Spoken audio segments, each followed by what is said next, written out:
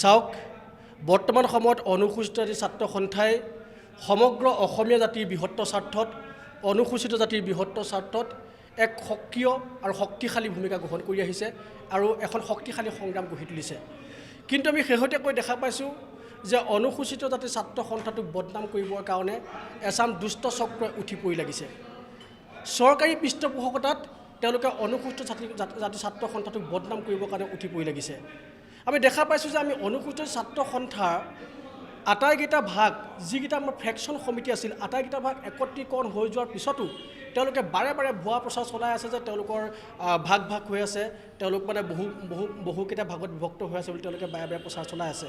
আৰু তাতকৈ ডাঙৰ কথা হ'ল কি, এচাম বয়োজ্যেষ্ঠ ব্যক্তি যিসকলে অনুসূচিত জাতিৰ ছাত্ৰ সন্থা বা অনুসূচিত জাতিটোৰ প্ৰতি তেওঁলোকক কিঞ্চিত মানো অৱদান নাই, এই তেনেকুৱা ব্যক্তি কিছুমানে নাগৰিক মঞ্চ নামৰ এখন মঞ্চ গঠন কৰি লৈ অনুসূচিত জাতি ছাত্ৰ সন্থাটোৰ ফালে আঙুলি টোৱাইছে। এই কথাটো আমি ধিক্কাৰ জনাইছোঁ, গৰিহণা জনাইছোঁ। তেওঁলোকে কৈছে একত্ৰীকৰণ কৰিম, কিন্তু আমাৰ ক'তা তেওঁলোকে ফ্ৰেকশ্যন কমিটিকেইটাকে তেওঁলোকে দেখাই দিব পৰা নাই। আজিলৈকে আমাকে কোনো পত্ৰ দি তেওঁলোকে নিমন্ত্ৰণ জনোৱা নাই, আৰু নিমন্ত্ৰণ নজনোৱাৰ পিছত তেওঁলোকে কৈ আছে যে আমি নিমন্ত্ৰণ জনোৱাৰ পিছত তেওঁলোক উপস্থিত হোৱাহি নাই। এই কথাবিলাকত আচলতে আমি অত্যন্ত দুখ প্ৰকাশ কৰিছোঁ আৰু লগতে তেওঁলোকক আহ্বান জনাইছোঁ যে আপোনালোকৰ বয়স হৈছে, আপোনালোকে কিছুমান অকণমান প্ৰলোভনৰ কাৰণে এনেকুৱা ধৰণৰ ৰাজনীতি নকৰিব। চৰকাৰী পৃষ্ঠপোষকতাত চৰকাৰী প্ৰলোভনৰ প্ৰতি আপোনালোকৰ ইমান মুখ যদি আছে তেতিয়াহ'লে আপোনালোকে বেলেগ ধৰণৰ ৰাজনীতি কৰক। অনুসূচিত জাতিত বহুত সমস্যা আছে, এই সমস্যাবিলাকৰ কাৰণে আমাৰ যি সংগ্ৰামী ধাৰা এই সংগ্ৰামী ধাৰা অব্যাহত ৰাখিবলৈ আপোনালোকে আমাক অনুপ্ৰেৰণা যোগাওক, আৰু যদি তাকে কৰিব নোৱাৰে আপোনালোকে আমাক বদনাম কৰাৰ চেষ্টা নচলাব।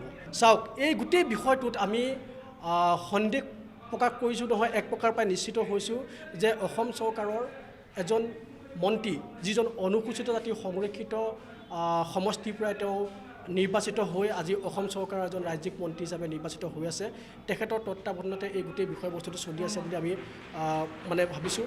মই নাম উল্লেখ কৰিব খোজা নাই, আমি এই কথাটো আচলতে আমি সন্দেহ প্ৰকাশ কৰিছোঁ, আৰু লগতে আমি স্পষ্ট কৰি দিব খুজিছোঁ আমাৰ প্ৰতি তেওঁলোকে যি ষড়যন্ত্ৰ ৰচনা কৰিছে এই ষড়যন্ত্ৰবিলাকে অনুসূচিত ছাত্ৰ সন্থাক কিঞ্চিত মানে ক্ষতি কৰিব নোৱাৰে, বৰঞ্চ অনুসূচিত ছাত্ৰ সন্থাই দুগুণ উৎসাহেৰে আমি কাম কৰিবলৈ ৰাইজৰ হকে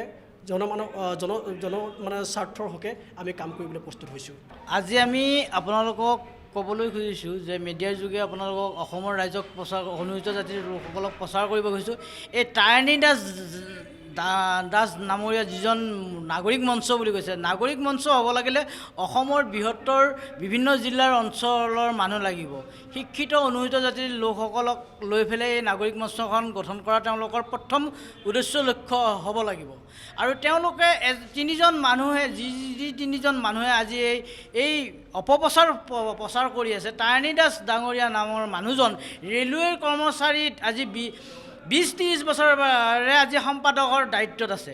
তেওঁ এজন অনুসূচিত জাতিৰ ভুৱা অনুসূচিত জাতিৰ লোকসকলক সুৰক্ষা দিয়া ব্যক্তি।